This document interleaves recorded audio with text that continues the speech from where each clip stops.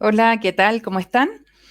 Hoy tenemos a un gran invitado, a un médico, y vamos a hablar de un tema que lo tenemos muy presente, sobre todo ahora, post pandemia, y vamos a conocer un poquito más allá de lo que ha hecho Badir Chawan, ginecólogo, oncólogo, y vamos a conocer de su familia y vamos a conocer de un libro maravilloso que escribió.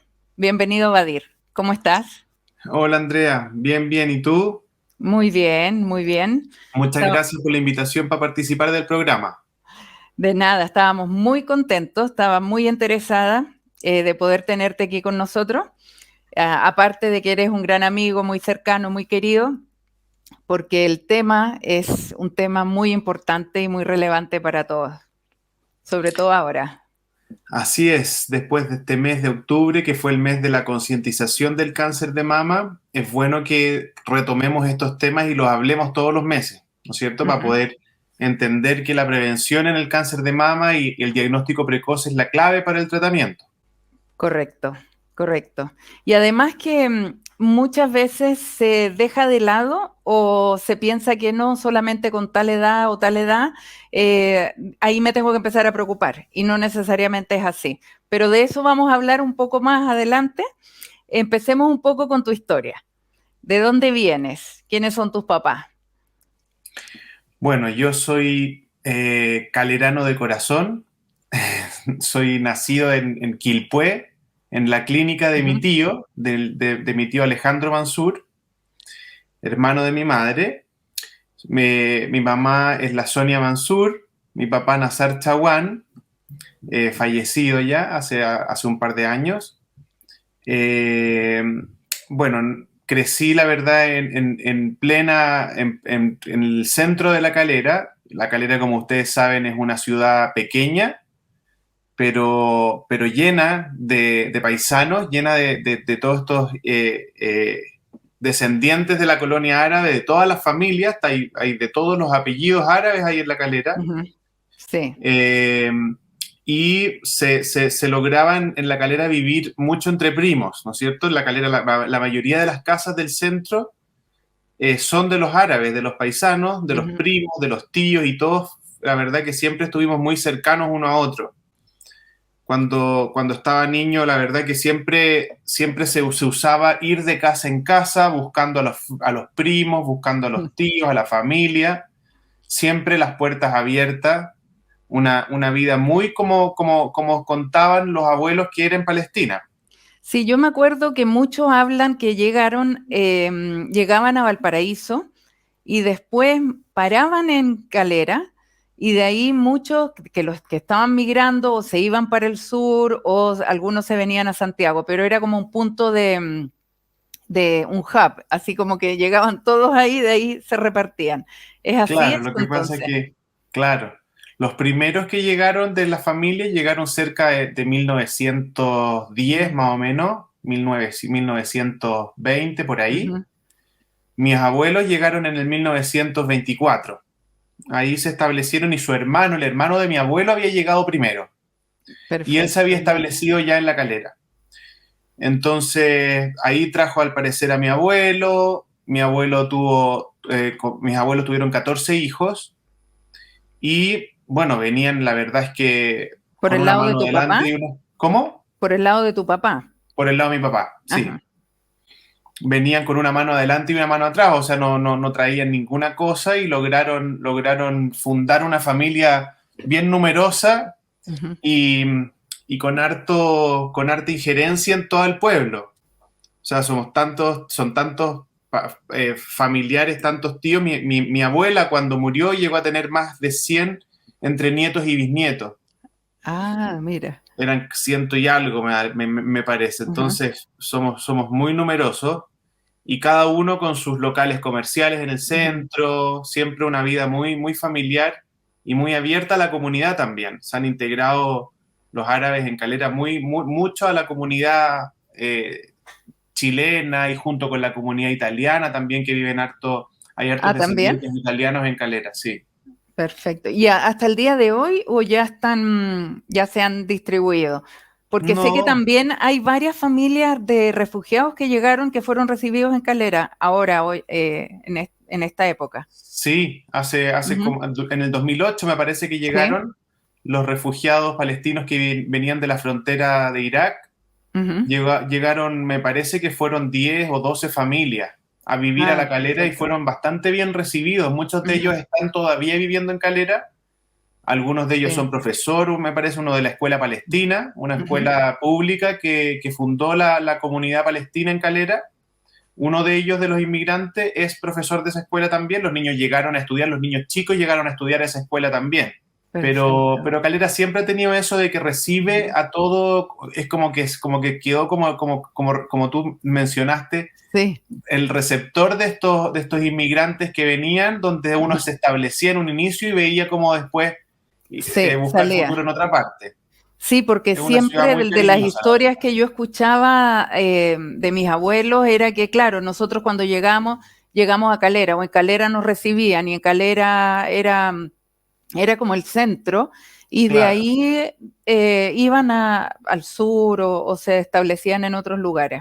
Claro, aparte que por el tren estaba como muy estratégicamente ubicado antiguamente, que no Perfecto. había tanta locomoción o tanto transporte, El que pues venía se de manejaba mucho en Valparaíso tren. a Santiago paraba en Calera. Claro, y del Ah, norte también paraba en Calera y de ah, todas partes, en perfecto. el fondo era como un lugar, como un puerto terrestre. Claro, estratégico, total. Entonces Ujú. era como fácil para ellos establecerse ahí y los familiares llegaban ahí. Cuéntame ahora un poquito de lo que estudiaste. ¿Por qué te quisiste dedicar a esta área en la que estás?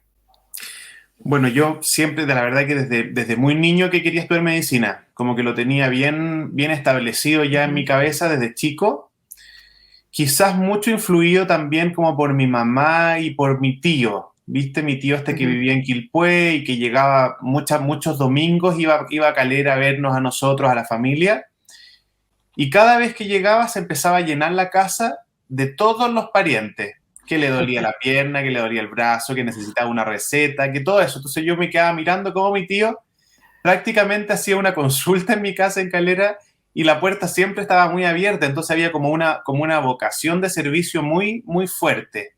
Era como muy típico, llegó el tío Aco, y llegaban los parientes, las tías a consultarles. Finalmente es lo que hacemos todos los médicos a diario, ¿no es cierto? Es parte de nuestra profesión, tratar como de resolver todos esos problemas que tienen las personas normales.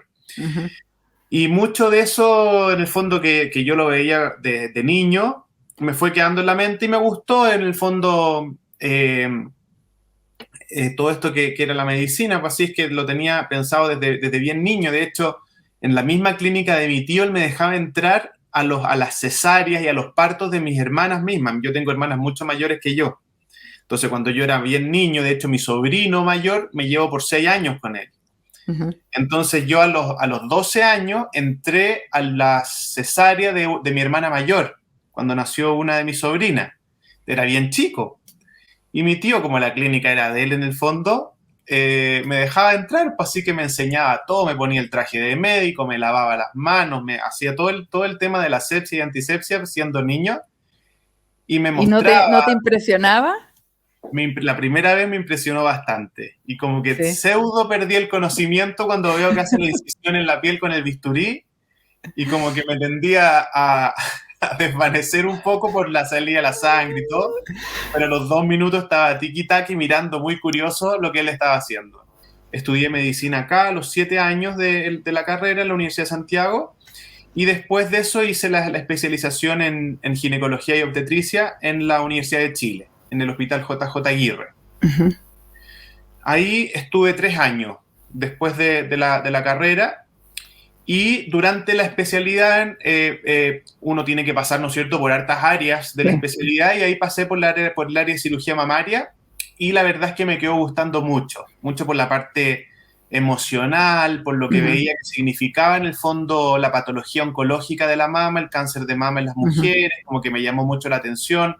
Me gustaba mucho también la cosa plástica, la cosa de dejar el órgano lo más parecido a lo que estaba antes, la En reconstrucción reconstrucción. mamaria, la Ujú. simetría, como que me llamó mucho esa atención, me gusta mucho la arquitectura también.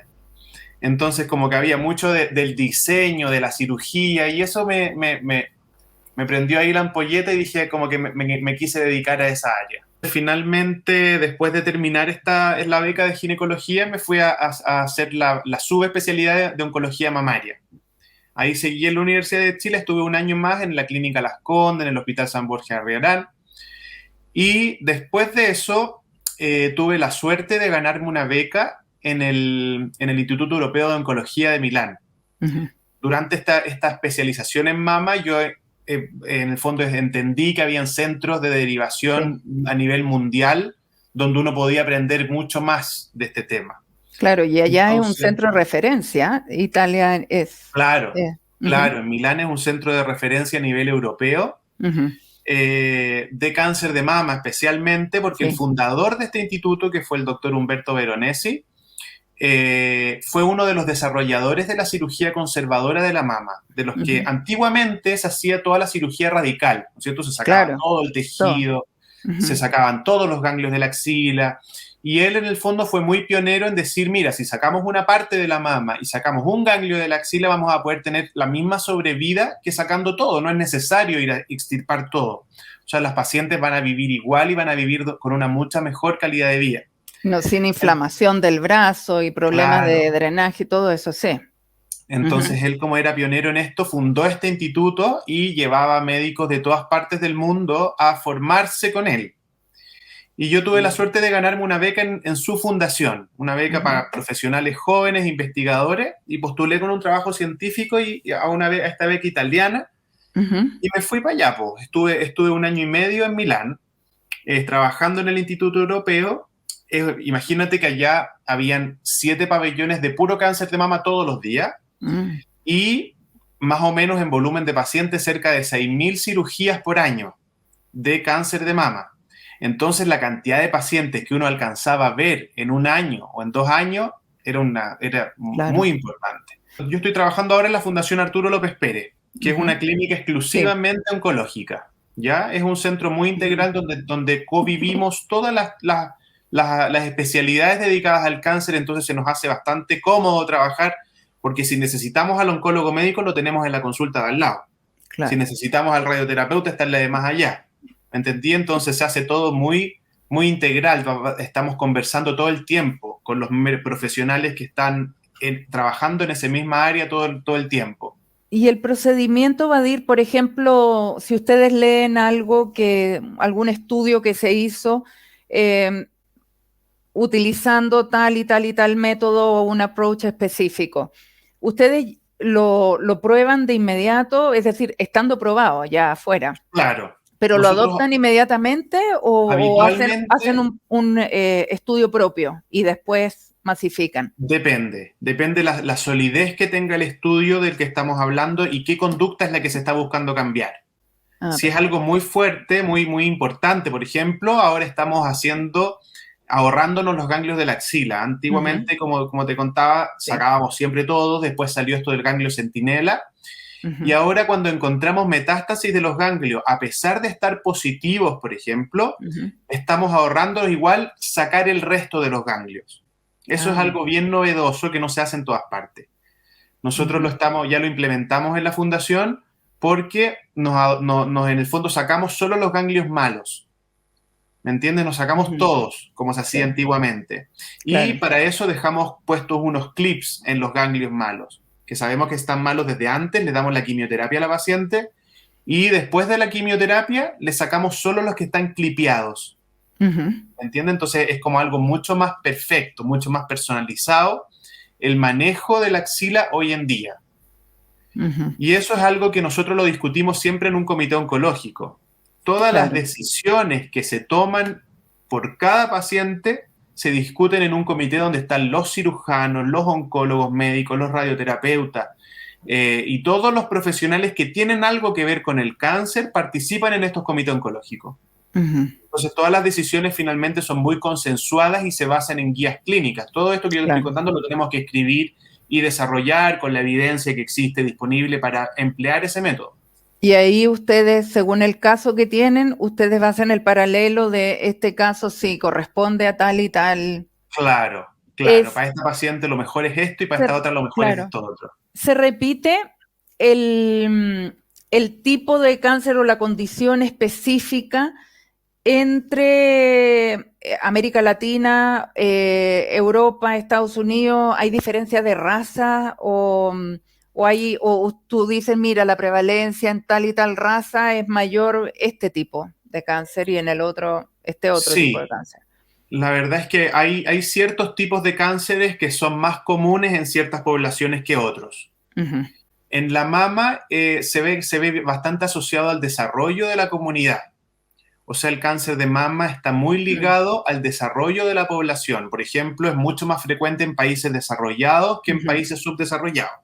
Sí, y ahí vamos a hablar más tarde sobre las costumbres y lo que se ha desarrollado en la sociedad, pero también ha desarrollado la generación de esto, de distintos tipos de cáncer. El cáncer de mama va asociado mucho al desarrollo de las poblaciones por todo lo que es varios factores de riesgo que afectan. Por ejemplo, el número de hijos, el uso de terapias hormonales ya sea anticonceptivos, terapias de reemplazo hormonal, la lactancia, el estrés, diferentes como factores, muchos de ellos no tan comprobados científicamente, pero vemos que se asocian finalmente con un incremento de los riesgos de cáncer de mama. Precisamente quería hablar algunos de esos temas y algunas preguntas que me hicieron, que conversé con algunos amigos y amigas principalmente, y me dijeron, pregunta esto, así que eso lo vamos a ver ahora en un segundito, de vuelta de la pausa. Bien. ¿Deseas preparar comidas ricas y saludables en pocos segundos? Tengo una importante noticia. Tornado de Brava Cucina. Llegó a revolucionar tu cocina para siempre. Procesa todo lo que imaginas sin limitaciones, a una velocidad y potencia impresionante que solo Tornado de Brava Cucina te puede proporcionar. La revolución comienza por la cocina. Es el más potente y rápido procesador de alimentos que existe en el mercado. Las licuadoras comunes quedaron atrás. El problema es su ineficiente y aparatoso diseño que solo corta lo que se encuentra en la base del recipiente, pero no llega a la parte más alta. Tornado llega donde las otras no pueden. Tiene un diseño innovador con 4 cuchillas de acero inoxidable, ultra afiladas que cortan todo a su paso en instantes. Práctico, revolucionario, útil e imprescindible en tu cocina. Con Tornado de Brava Cucina, prepara el mejor cóctel para amigos en 3 minutos. Pero eso no es todo. Tacos, quesadillas o burritos. ¿Qué prefieres? Deja que Tornado haga el trabajo duro por ti. Sabemos que un gran día comienza con un gran desayuno. Agrega huevos, tocino, sal, pimienta y condimentos favoritos. Tendrás la base perfecta para tortillas y omelets. Imagínate en segundos preparar las mejores y más sabrosas hamburguesas. Solo introduce la carne y muele hasta dejarla en su punto perfecto. Dale la forma y tamaño que más te guste. Ponla a cocinar al punto que prefieras y ¡listo! Las mejores hamburguesas caseras de tu vida en segundos con el revolucionario e impetuoso Tornado de Brava Cucina. Obtén el poderoso Tornado con sus 4 cuchillas ultra afiladas y su increíble motor ahora mismo llamando al número en pantalla. No te quedes atrás.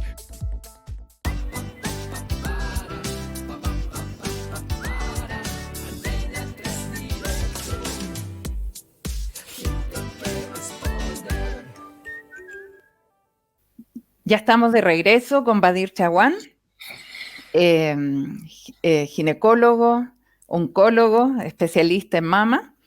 Vamos a entrar un poquito más en detalle. Estábamos justamente conversando sobre cómo ha ido evolucionando la sociedad, se ha ido modernizando la sociedad. Estamos, no sé si tendrá mucho que ver, pero estamos comiendo cosas más procesadas, estamos alejándonos de todo lo que es la comida más natural y de una vida mucho más natural a lo que teníamos antes, y por ende es posible que esté aumentando el cáncer por esta situación. ¿Es así, Badir? ¿Tú crees que eso ha ido cambiando o quizás antiguamente no se detectaba? Bueno, hay mucho de las dos cosas, a mi juicio. Ujú, Vemos que el cáncer de mama se ve fuertemente ligado a las clases sociales, ¿ya? ujú, En el sentido de que mientras mayor desarrollo de los países, más riesgo de cáncer de mama tienen y más aumento de la mortalidad por ese cáncer hay. Por lo ah, tanto, algo tiene que ver el desarrollo de las clases sociales con el cáncer de mama. ¿Y en qué creemos que afecta todo eso? Por ejemplo, uno de los factores de riesgo más importantes, o sea, no de los más importantes, sino que uno de los factores de riesgo que afectan el cáncer de mama son la paridad, la cantidad de hijos que tiene cada paciente. Y vemos que mientras menor cantidad de hijos tengan, mayor riesgo de cáncer de mama. Mientras ujú, menos tiempo de lactancia, más riesgo de cáncer de mama. Y así, mientras más tarde, por ejemplo, tenga el primer hijo, recordemos lo que ocurría antiguamente, que las ujú, pacientes, las mujeres en general, se casaban a una edad mucho más temprana y tenían hijos a mucha más temprana edad. ujú, Entonces eso, al parecer, era un factor protector para el cáncer de mama. Hoy en día vemos que las mujeres se casan más tarde o tienen hijos más tarde, después de los 30, incluso después de los 35 años. ¿Y qué significa todo eso? Que han tenido muchos más periodos fértiles en su vida. ujú. Recordemos que el embarazo, la lactancia son periodos anovulatorios, ¿no es cierto? La mujer Claro. no ovula durante Ujú, el periodo del embarazo, no hay reglas, ¿no es cierto? ujú. Entonces esos periodos al final son como una protección para el cáncer de mama. Entonces mientras más ovulaciones hay, más riesgo de cáncer de mama tenemos. Y en los Y el países uso de desarrollados hormonas? ocurre un poco eso. Las Ajá. mujeres en los países más desarrollados trabajan más, en el fondo tienen hijos más tarde, tienen menos cantidad de hijos y al parecer eso estaría afectando. Además de que hemos mejorado mucho las técnicas de diagnóstico. Ese es el Ujú. segundo punto que tú Sí, nombraste. sí. Claramente, hoy en día la posibilidad de acceder a una mamografía de screening es mucho más de lo que había hace 20 o hace 40 años. Hoy en día existen varios programas de screening en los países. Y nosotros en Chile tenemos un programa, pero que no alcanza a cubrir toda la población y no incluye una mamografía como debiese ser o como a nosotros nos gustaría que fuera. Que Ah, idealmente, lo ideal es que fuera anual desde los 40 años, todos los años, ya a todas las mujeres. ujú. Acá en Chile lo que se tiene hasta el minuto es que se cubre mamografía, se cubren 3 mamografías entre los 50 y los 65 años. Ya eso Ah, es lo que está cubierto por el sistema de gobierno, digamos, del sistema del ujú. Ministerio de Salud. Entonces, eso Porque, vemos que ¿cuánto sale, por ejemplo, eh, la máquina de mamografía, aparte de su valor? El usarla, la utilización, ¿es muy caro? ¿Es por eso que los gobiernos no lo implementan? lo que pasa es que tú para lograr una disminución de la mortalidad, o sea, para que un examen de screening sea efectivo, tiene que Ujú. mostrar disminuir la mortalidad. Y ese es el punto que estamos siempre manejando, Mm, porque a veces hacen muchos exámenes para disminuir la mortalidad muy poquito. Entonces, a medida poblacional, como que no se te hace tan útil hacer el examen, porque tendrías que hacer mucha cantidad de exámenes para poder disminuir una muerte por esa enfermedad. Entonces, todo esto se ve como algo más económico, ¿me entiendes? Algo, claro. cuánto en el fondo, cuántas muertes bajo, por cuánto costo de todos estos exámenes a todas las pacientes que voy a testear. Pero por Entonces, el otro lado también decimos, no tenemos la posibilidad de testear a tantas. claro, y fíjate que mucho va también en la educación de la población, porque hay muchas mamografías, incluso esas 3 que te digo que están cubiertas gratis, Sí. que las pacientes no se las van a hacer. Ah, Por eso es que somos tan repetitivos con el tema de la mamografía. Todo el mes de octubre, si tú veis todo Santiago, sí, está lleno de letreros rosados en todo Chile, en sí. todas partes, la tele, nos entrevistan de todas partes, porque queremos concientizar a la población de que hay que hacerse la mamografía todos los años. Ujú. Así todo, teniendo, aunque sea estas 3, muchos de esos cupos igual se pierden. Ya las pacientes son reacias a hacérselo por dolor, por dejación, porque están ocupadas de la casa, de la comida, de los hijos, del Ujú. trabajo. Y finalmente no somos tan ordenados como nos gustaría que fuese. Y hablando de detección, ¿qué pasa con examen clínico, es decir, la palpación y ver si sientes algo. Ya en el minuto que sientes algo, ¿es tarde o no? No es que sea tarde, estamos más tarde de lo que podría haber sido. Es Ajá. real, porque la mamografía, esa es la gracia de la mamografía, es que detecta lesiones que todavía no son palpables. Entonces, cuando Sí. recién está partiendo un cáncer, por eso es que es un método útil como screening, porque disminuye la mortalidad porque lo detecta muy a tiempo. Entonces, cuando nosotros tenemos una lesión en la mamografía, algunas microcalcificaciones, por ejemplo, suele ser un carcinoma in situ, un cáncer que lo llamamos como en la jerga normal, encapsulado. Encapsulado. Y ese tipo de cáncer, el tratamiento es un 99% curativo. Es muy raro que un cáncer de eso, que una paciente se nos vaya a morir por un cáncer de mama in situ, ¿me entiendes? Porque está encapsulado, no se ha ido a ninguna parte, no se ha ido a los ganglios. Entonces tú extirpas la lesión, das radioterapia y listo, y la paciente se sanó de ese tema. Perfecto. En cambio, cuando ya estamos tocando una lesión, estamos llegando ya un poquito más tarde. Esa lesión sí o sí se ve en la mamografía y en la eco, se ve de un tamaño mucho más grande y ya generó un tumor. Claro, Ya se al ve, estar palpable. en el fondo, claro, ya generó una masa. Entonces esa masa que estamos tocando ya tiene más riesgo de haber tirado células para otras partes, de haber comprometido los ganglios axilares. Entonces ya el tratamiento se hace más complejo, necesitamos más tratamiento de quimioterapia, más radioterapia y así sucesivamente. Hoy en día tenemos una sobrevida mayor del 90% a 5 años plazo y cercano al 85 a 10 o 15 años. Y la quimio en sí misma es quimio por ser un químico, pero ¿tiene componentes biológicos también o no? Solamente es medicamento propiamente tal. Son medicamentos propiamente tal. Hay algunas terapias que sí incluyen cosas más biológicas, como los de la inmunoterapia, por ejemplo. Claro. Pero a nivel de las quimio, drogas de la decía quimio ¿sí? suelen ser medicamentos armados sintéticos. No es Todo algo sintético. que... Claro.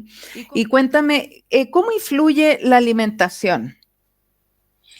La alimentación, bueno, es muy difícil poder decir cómo afecta la alimentación. Es muy complejo porque es difícil testear a la población cuánto consume de leche, cuánto consume de carne roja, qué alimentos contienen estos químicos y cuáles no los tienen, y cómo contabilizar eso en la población general, de cuál es el consumo, es muy complejo, ¿entendí? Porque comemos muchas cosas que ni siquiera sabemos lo que traen adentro. Sí.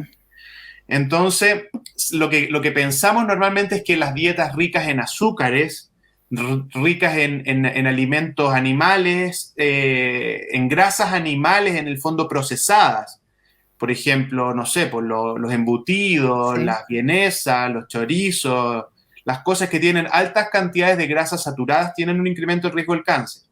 Y hablando en general, ya del cáncer de colon, por ejemplo, afecta mucho, el cáncer de mama también.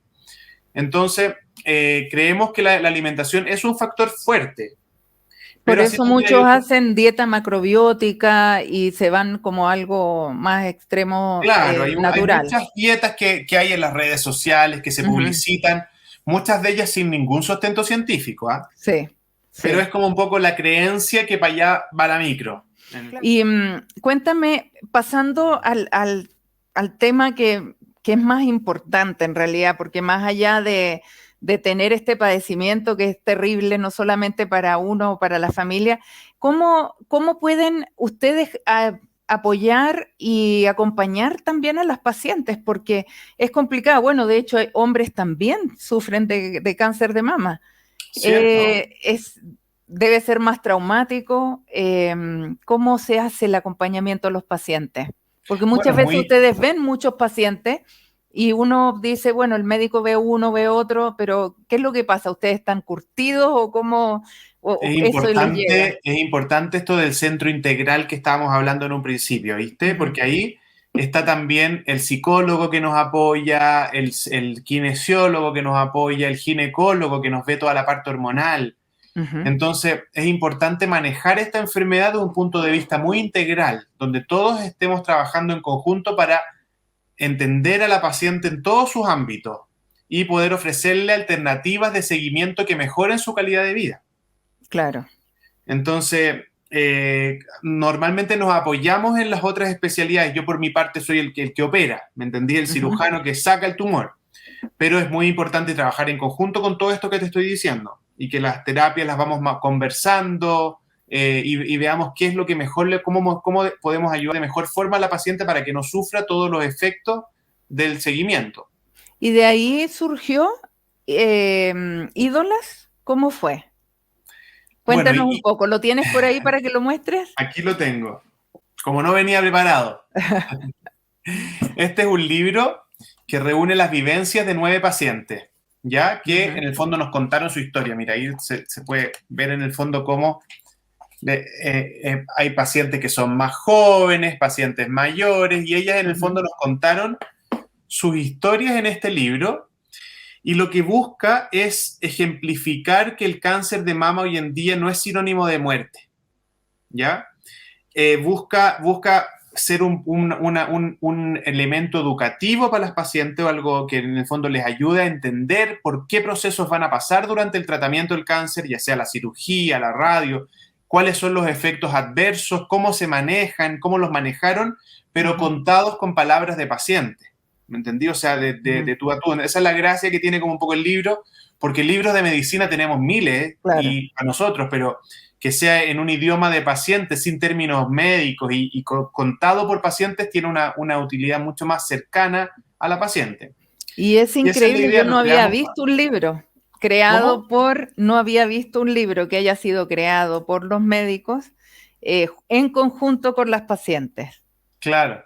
Bueno, la idea fue esa, la idea nació porque una de las pacientes del libro llegaba a la consulta, a sus controles de seguimiento con su historia contada. Y como que me regalaba mini poemas, por decirte, contando mini cuentos de lo que le iba pasando, de lo que iba sintiendo. Y le decía, pucha, esto la verdad que está muy bonito y sería muy bueno que lo vean otras pacientes. Y dijimos, hagamos un libro. Creemos esto, busquemos testimonios, tú misma contáis el tuyo, y los fuimos revisando, nos juntamos con un escritor muy, muy bueno, que es Marcelo Simonetti, que nos redactó en el fondo las historias de todas estas pacientes. Yo le puse la parte médica, él le puso la parte más creativa, le dio como un contexto, y se armó este libro que la verdad que está muy lindo.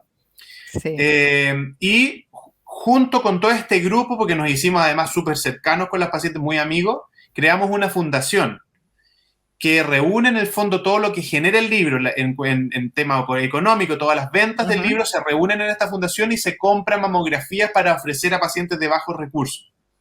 Además de que hemos hecho donaciones en Bolivia, por ejemplo, donamos $, para comprar quimioterapia a pacientes también de escasos recursos. Entonces, las realidades que vivimos en cada país es bastante diferente. Y allá hacía más falta el tratamiento que el diagnóstico precoz. ¿Me entendí? Porque faltaba eso. Entonces, en Bolivia, por ejemplo, enfocamos nuestros esfuerzos en comprar quimio.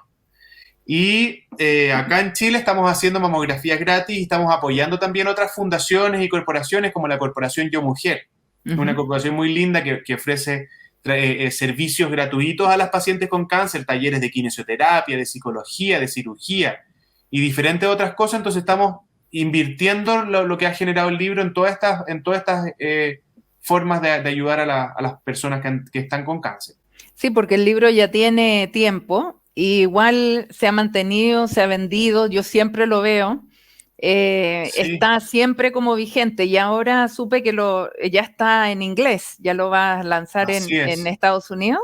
Sí, este año hicimos la traducción y ya está, lo vamos a empezar a vender online en inglés, entonces va a traspasar fronteras las ídolas. Ya imagínate que hasta lo tiene el Papa Francisco. Ah, mira. Sí. Lo tiene mucha gente el libro y nos han mandado fotos con el libro. Se ha creado una cosa con el libro muy, muy bonita.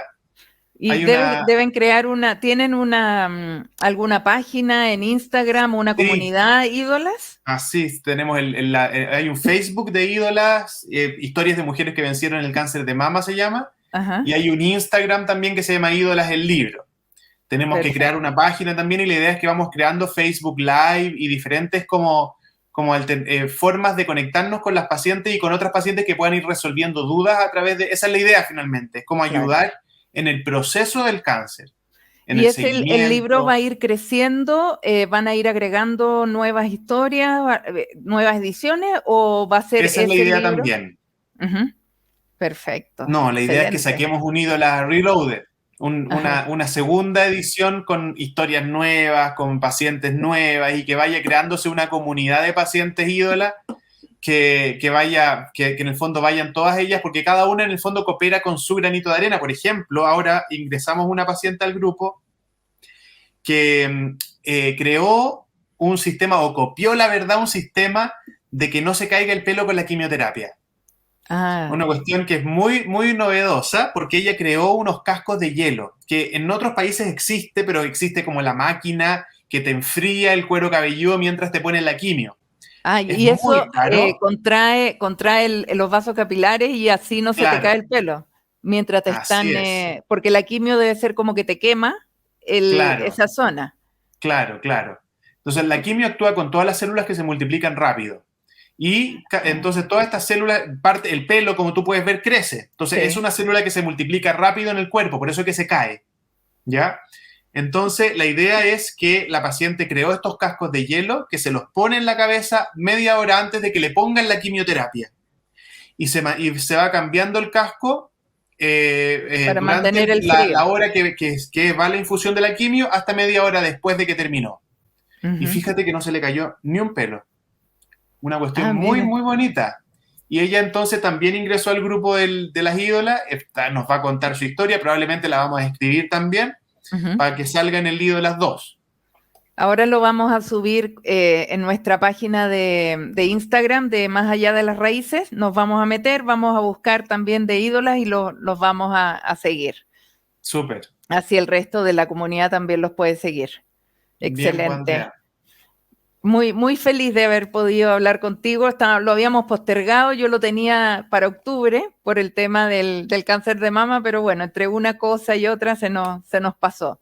Está bien. Pero nunca es tarde, siempre Así tenemos es. que Y es bueno estar, hablar estos temas siempre sí, porque vamos haciendo como un recordatorio a todas las mujeres que hay que hacerse el examen, que es importante y no solamente hablarlo en octubre, sino que es bueno hablarlo todo el año. sí. ¿Y qué ha pasado ahora antes de terminar? Se me había quedado una en el tintero.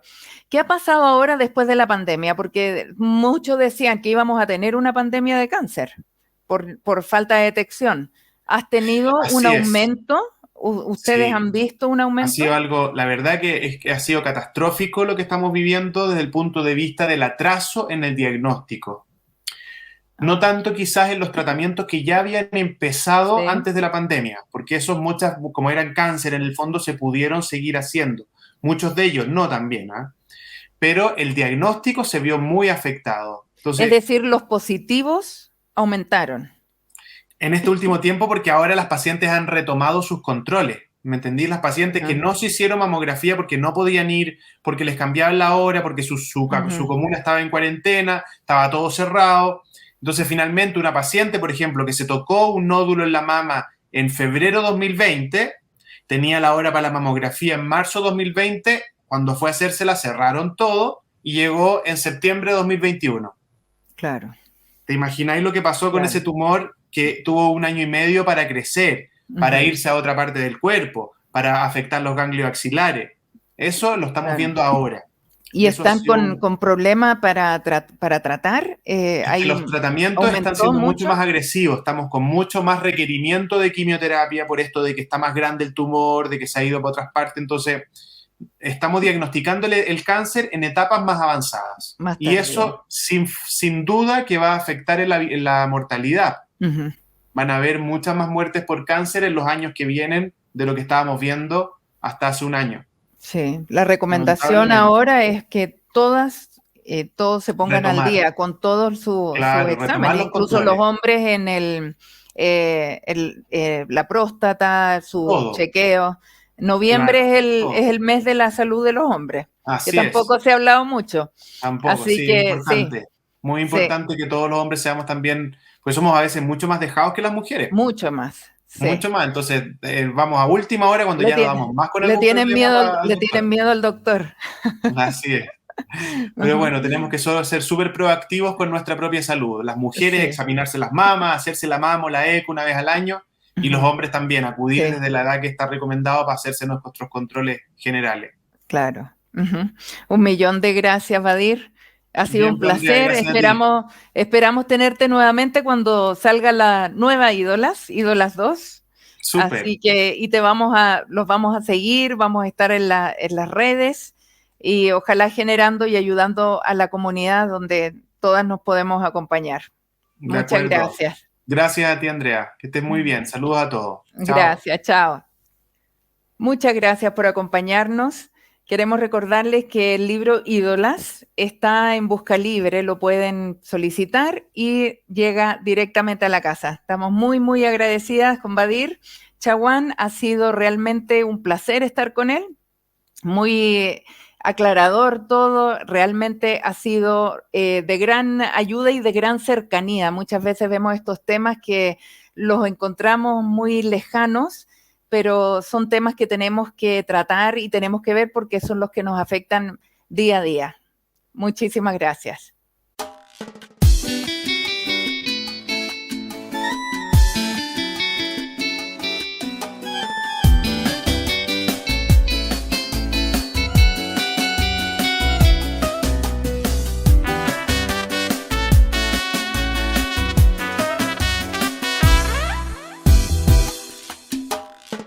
يا رايح صوبالة وبس سلم على الشام وأجلى إلا كلمة بتشرق شمس بتذكرها